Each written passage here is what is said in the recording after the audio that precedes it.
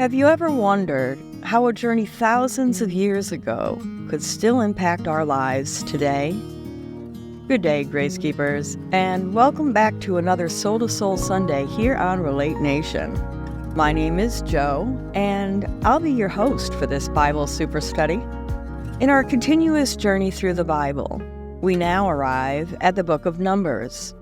This pivotal book serves as a bridge connecting the Israelites' receiving of the law in Leviticus with their preparation to enter the Promised Land. Numbers is a blend of historical narrative, census data, and laws, painting a vivid picture of a nation on the move. Traditionally ascribed to Moses, the book of Numbers is set against the backdrop of a transformative era for the Israelites between the 13th and 15th centuries BCE. This period marks a shift from deliverance from Egypt to a time of anticipation and preparation for the Promised Land. Understanding this historical context is crucial for grasping the significance of the events and teachings within Numbers. The purpose of this book is multifaceted. It not only chronicles the journey from Sinai to Moab, but also depicts the development of the Israelites' relationship with God. It highlights themes of faith, obedience, rebellion, and God's enduring guidance, presenting a narrative that both challenges and reassures. Numbers remind us of the complexities of faith and the consequences of disobedience. Moreover, the lessons from the book of Numbers transcend time, speaking to us about the importance of faith, the challenges of spiritual leadership, and the dynamics of community living. These stories encourage reflection on our relationship with the divine, the importance of following ethical guidelines, and navigating our own spiritual journeys. As we explore Numbers, we invite you to reflect on these themes and their relevance in your life today.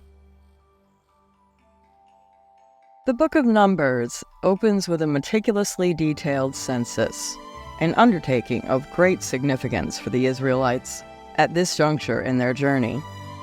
Under God's directive, Moses and Aaron embark on a task of counting all Israelite men eligible for military service, organizing them tribe by tribe. This census is far more than a simple head count. It represents a critical step in preparing the Israelite community for the challenges ahead, both in their continued journey and in potential conflicts they may encounter. The process involves a systematic enumeration of men over the age of 20, those considered capable of bearing arms. Each of the 12 tribes is counted separately, with the Levites being the notable exception due to their special role in the community. The Levites are entrusted with the care of the tabernacle, and thus are not included in the military census. This detailed counting reveals a staggering number of 600,000 men, showcasing the immense scale of the Israelite community. Such a large number underscores the need for effective organization and order. It's not just about preparing for the battle, but also about structuring a vast community for an orderly journey through the wilderness. The organization of camp is also detailed in these chapters. Each tribe is assigned a specific location around the tabernacle, with the Levites at the center guarding the sanctuary. This arrangement is more than just practical logistics. It symbolizes the central place of worship and God's presence among His people. The tribes are positioned east, south, west, and north of the tabernacle, each under its banner, creating a sense of unity and identity among the diverse groups. The census and camp organization reflect a community poised for both journey and battle. They are a community that, despite their size and diversity, finds unity under God's command and provision. This initial section of Numbers sets the tone for the entire book, a tone of preparation, organization, and anticipation for what lies ahead. In these chapters, the Book of Numbers details the specific duties and sacred responsibilities of the Levite tribe.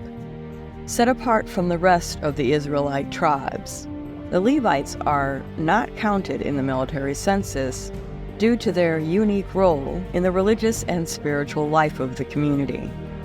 The Levites are appointed to serve the tabernacle, acting as a bridge between the people and the priesthood. They are responsible for the setup, transportation, and maintenance of the tabernacle, the physical dwelling place of God among His people. The role is critical, as the tabernacle is the center of worship and religious life for the Israelites. The Kohathites, this family, descending from Levi's son Kohath, is entrusted with the care of the sanctuary's most sacred objects. Their duties involve handling and transporting the Ark of the Covenant, the table for the bread of the presence, the menorah, altars, and other sacred utensils used in the tabernacle service. They are to carry the holy items on their shoulders, as these objects are too sacred to be transported on carts. The Gershonites, the descendants of Gershon, another son of Levi, are charged with the care of the tabernacle's fabrics and curtains, including the elaborately woven screens, coverings, and the tent's outer curtain. Their role highlights the beauty and intricacy of the tabernacle's design and the importance of protecting and maintaining these elements. The Merarites. This group, from Levi's son Merari, is responsible for the structure elements of the tabernacle. Their duties include the transportation of frames, bars, pillars, bases, and related equipment. This task is vital for the physical stability and mobility of the tabernacle, ensuring that the structure can be safely assembled and disassembled during the Israelites' travels. The division of labor among the Levites underscores the importance and sanctity of each role in the community. These tasks are not merely logistical, but are considered acts of divine service. By caring for the tabernacle, the Levites play a crucial role in maintaining the spiritual heart of the Israelite community.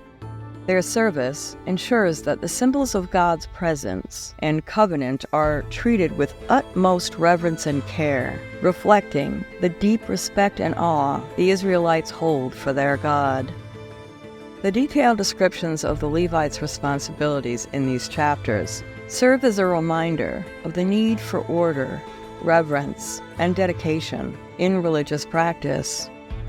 It also reflects the communal aspect of worship, where every member has a specific role that contributes to the greater good of the community. This chapter begins with God instructing Moses to remove from the camp anyone with a skin disease, discharge, or who has become unclean through contact with a corpse. This directive underscores the importance of physical cleanliness and purity in the camp, not just for health reasons, but also as a reflection of spiritual purity. The camp, as God's dwelling place, needs to be kept free from anything that could defile it. This next part focuses on how to address sin within the community. God commands that anyone who commits a sin must confess and make full restitution for their wrong, adding a fifth of the value to it and giving it to the person they have wronged. This process highlights the importance of confession, repentance, and restitution in maintaining communal harmony and justice. It shows the seriousness with which God views sin and the need for tangible actions to rectify it. The priest plays a crucial role in this process. Any restitution that cannot be made to an individual, for example, if that person has died, is given to the priest. This reinforces the priest's role as a mediator between the people and God, as a keeper of holiness and justice within the community. The latter part of the chapter describes the procedure for sota, a ritual test for a woman accused of adultery by her husband, but without witnesses or evidence. The woman is brought before the priest, and a series of rituals are performed, including the offering of a grain sacrifice and the drinking of bitter water. If the woman has been unfaithful, the water brings a curse and physical affliction. If she is innocent, she remains unharmed and able to bear children. This ritual reflects the societal norms of the time and highlights the gravity of marital fidelity. It also underscores the community's reliance on divine judgment in cases where human judgment could be fallible. The Nazirite vow stands out in its voluntary nature.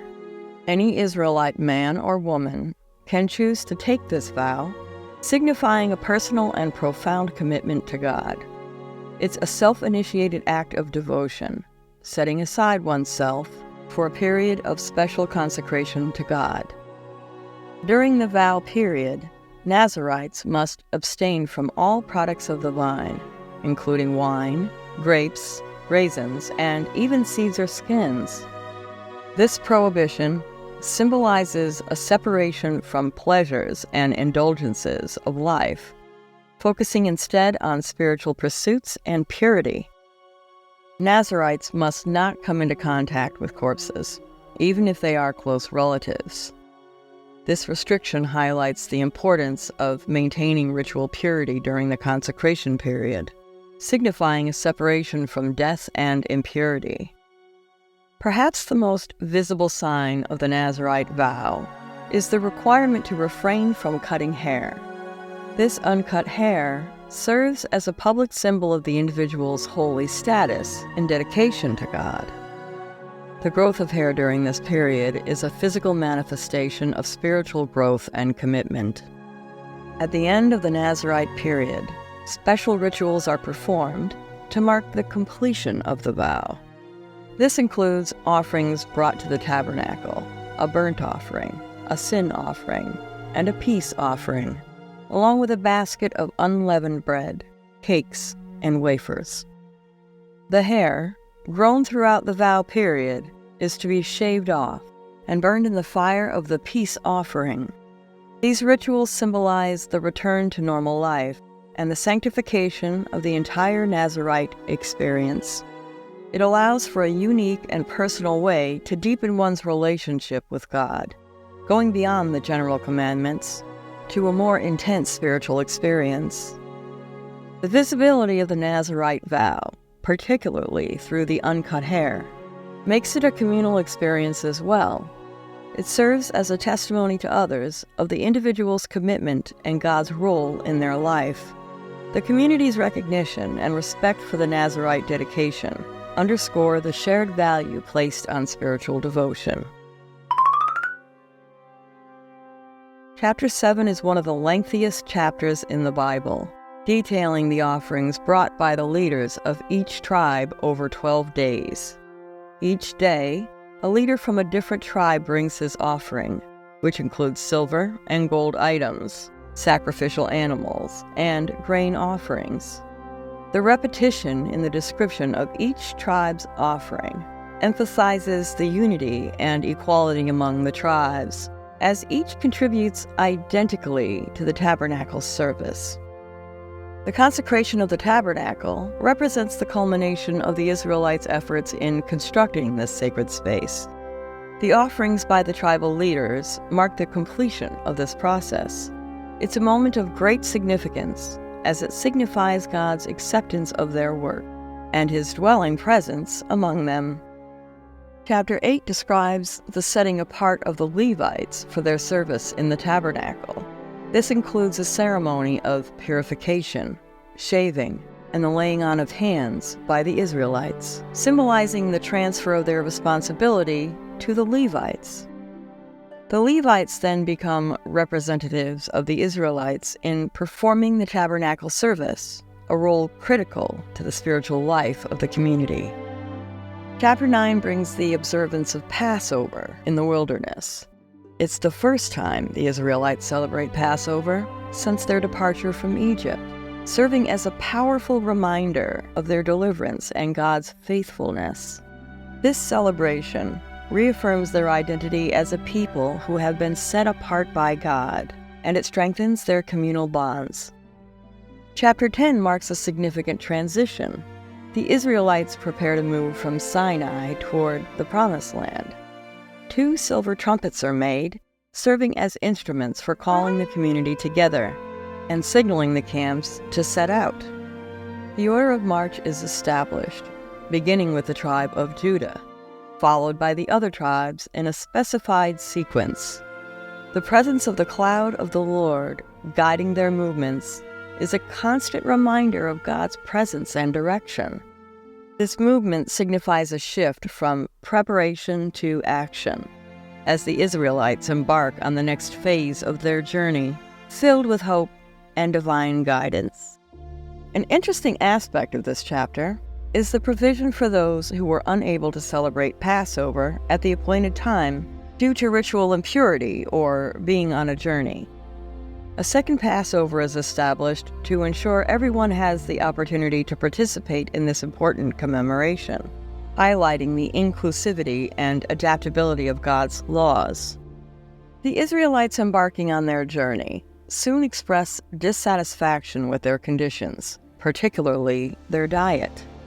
Accustomed to the variety of foods in Egypt, they lament the monotony of manna, the miraculous food provided by God.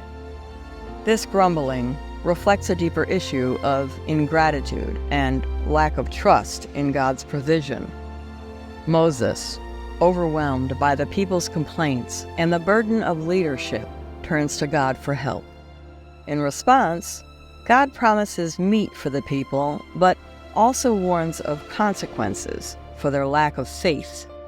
True to his word, God sends a wind that brings quails, providing meat for the entire camp.